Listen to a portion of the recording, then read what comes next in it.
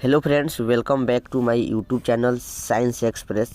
तो फ्रेंड्स, आज के इस वीडियो में हम लोग क्लास 12th हिंदी का मोस्ट 15 मैं आपको बता दूं 15 ऑब्जेक्टिव लेकर आए हैं जो आपके बोर्ड एग्ज़ाम के लिए बहुत MVVI मतलब आप समझ सकते हैं मोस्ट वेरी इंपॉर्टेंट है।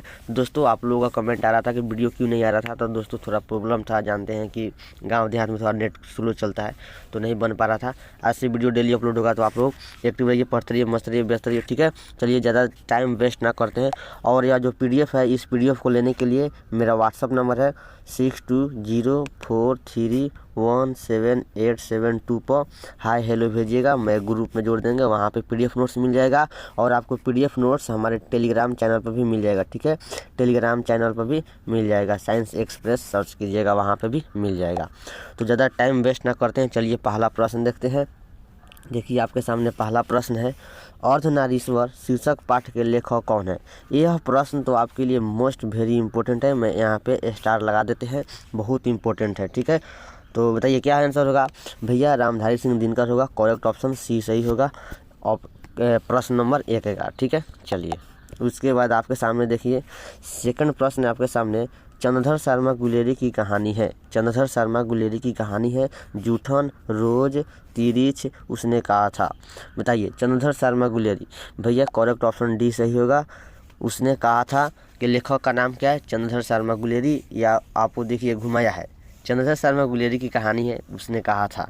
देखिए, ठीक है। आप और फिर कतो पूछ देगा उसने कहा था कि लेखक का नाम क्या है, तो चंद्रधर शर्मा गुलेरी। और आपसे ऑब्जेक्टिव में पूछेगा उसने कहा था आपका क्या है, मतलब जैसे कि मैं आपको यहाँ पे बताता हूँ, उसने कहा था विद्या क्या है, तो भैया विद्या क्या है, कहानी है। क्या है, कहानी है। विद्या क्या है, कहानी है, ठीक है। हाँ, ये बात ध्यान रखिएगा। देखिए यहाँ पे उसने कहा था विद्या इसका क्या है, कहानी है, ठीक है। चलिए, उसके बाद आपके सामने 3 नंबर प्रश्न है, शिक्षा शीर्षक निबंध के रचनाकार कौन है।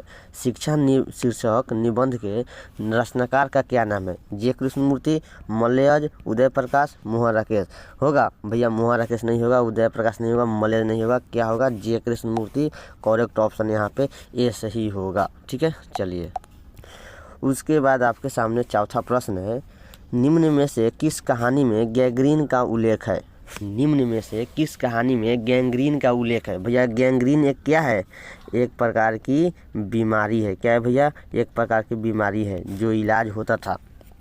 तो यह किस कहानी में उल्लेख है, गैंग्रीन का उल्लेख किस कहानी में है। उसने कहा था होगा, नहीं होगा। तिरिछ होगा, नहीं होगा। रस्सी का टुकड़ा होगा, नहीं होगा। क्या होगा, रोज होगा। करेक्ट ऑप्शन बी सही होगा, जहाँ पे गैंग्रीन का डॉक्टर का नाम क्या था, महेश्वर, ठीक है, महेश्वर। दोस्तों, एक ऑब्जेक्टिव में पूछता हूँ, बताइए यहाँ पे आप लोग रोज कहानी का मूल पात्र कौन है, मतलब उस कहानी में किसका ज़्यादा उल्लेख है, ठीक है, आप लोग बताइएगा। चलिए बता देते हैं भैया, मालती होगा। हटाइए, याद कर लीजिएगा, मालती पूछता है मालती किस कहानी का पात्र है, ऐसा घुमा कर पूछेगा, मालती किस कहानी का पात्र है, तो रोज मारिएगा।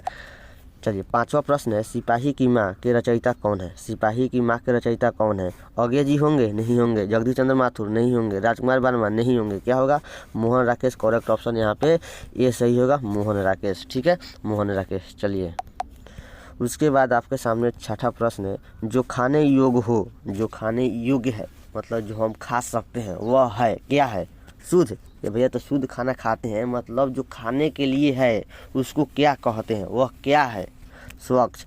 ठीक है भैया, शुद्ध खाना स्वच्छ होता है, लेकिन यहाँ पे वह नहीं पूछ रहा है कि शुद्ध है कि स्वच्छ है, पूछ रहा है जो खाने योग्य है, मतलब खाने लायक है, उसको क्या कहते हैं, खाद्य कहते हैं। क्या कहते हैं, खाद्य कहते हैं, ग्रहणीय नहीं।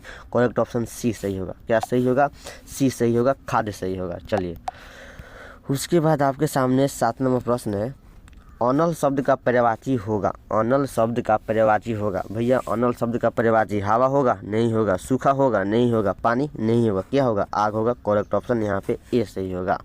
अनल अनल अनल आग को कहते हैं भैया, अनल आग को कहते हैं।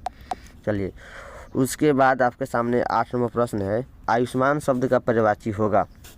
देखिए यहाँ पे मैं आपको बता दूं, मेरे भाइयों का यहाँ पे डाउट रह ही जाता है कि इसका आंसर कौन सही होगा। तो मैं आपको बता दूं कि यहाँ पे ठीक है, आयुष्मान शब्द का पर्यायवाची शब्द मेरे भाई लोग याद कर लिए हैं। जानते क्या याद कर लिए हैं? शिष्य को याद कर लिए। नहीं होगा भैया शिष्य, धनवान भी नहीं होगा, पुत्र भी नहीं होगा। बहुत मेरे भाई लोग पुत्र भी याद कर लेते हैं। आप यहाँ पे डाउट क्लियर कीजिए। चिरंजीव करेक्ट आंसर सही होगा आयुष्मान शब्द का, क्योंकि यह प्रश्न मैं आपको यहाँ पे बता दूं, क्योंकि यह प्रश्न आपके लिए मोस्ट इम्पोर्टेंट है। ठीक है, बहुत बार पूछ चुका है। तो करेक्ट ऑप्शन यहाँ पे क्या सही होगा? चिरंजीव सही होगा आयुष्मान शब्द का पर्यायवाची। ठीक है, चलिए 9 नंबर प्रश्न है, झंझट शब्द का पर्यायवाची होगा। झंझट शब्द का पर्यायवाची मेरे भाई लोग हैं जो झंझट को दुख भी याद कर ली हैं। दुख नहीं होगा, गलत होगा। आसानी भी नहीं होगा, बवाल भी नहीं होगा, परेशानी। झंझट, देखिए आपको किसी भी काम में जब झंझट हो जाता है तो आप परेशान हो जाते हो। ऐसा याद रखिएगा, जब भी हम काम करते हैं झंझट में पड़ जाते हैं तो हम पूरा परेशान हो जाते हैं। तो झंझट शब्द का पर्यायवाची क्या होगा?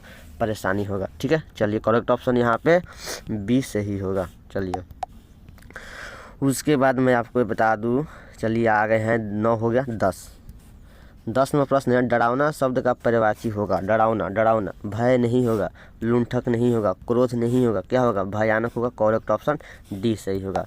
क्या होगा भैया?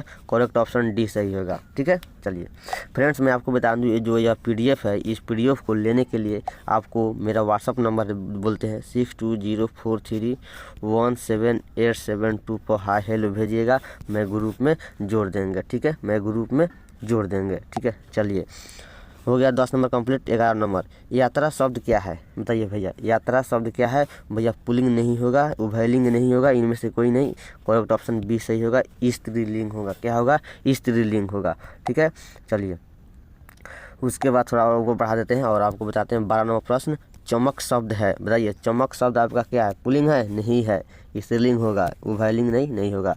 करेक्ट ऑप्शन बी सही होगा। फ्रेंड्स तो आपका यहीं तक होगा समाप्त। फिर मैं जस्ट अभी मैं वीडियो अपलोड कर रहा हूँ, जाकर उनको देखिए, वो भी आपके लिए बहुत इंपॉर्टेंट केमिस्ट्री फिजिक्स का है। ठीक है, और इंग्लिश का भी है। तो आप लोग वहाँ पर जाइए और व्हाट्सअप पे आइए। मेरा व्हाट्सअप नंबर फिर से बोल देते हैं 6204317872 पर हाय हेलो अपना नाम भेजिएगा, मैं ग्रुप में जोड़ देंगे, वहाँ पर यह PDF आपको मिल जाएगा। ठीक है, तो ओके बाय, थैंक यू, मस्त रहिए, व्यस्त रहिए, पढ़ते रहिए। मिलते हैं नेक्स्ट वीडियो में। जस्ट फिर अभी अपलोड होने वाला है केमिस्ट्री फिजिक्स का, जाकर उन्हें देखिए। Bye bye, Tata.